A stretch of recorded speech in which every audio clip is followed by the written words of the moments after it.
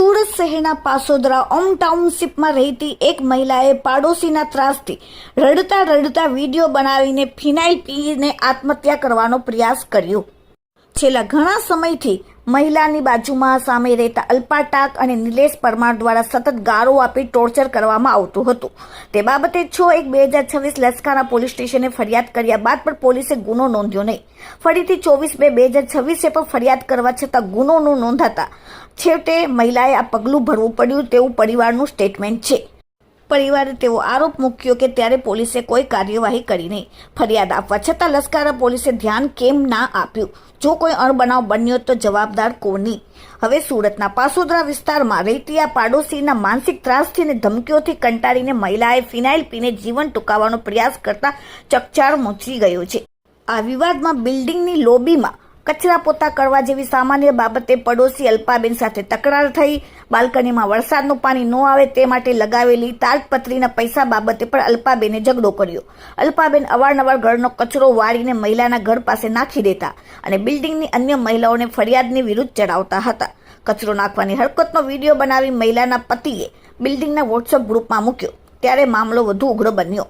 અલ્પાબેનના ભાઈ નિલેશ પરમાર, પતિ શૈલેષ ટાંક અને એક અજાણ્યા શખ્સે ફરિયાદીના ઘરે આવીને ગંભીર ધમકીઓ આપી।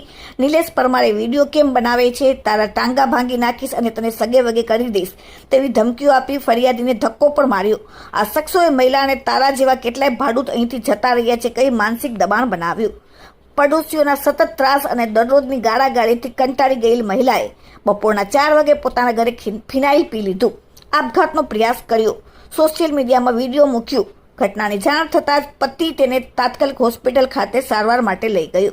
હાલમાં લસકાના પોલીસે આ મામલે ફરિયાદ નોંધીને 3 મુખ્ય આરોપી અલ્પાબેન, શૈલેષભાઈ ટાંક અને નિલેશ પરમાર વિરુદ્ધ ગુનો નોંધીને આ મામલે વધુ તપાસ શરૂ કરી છે।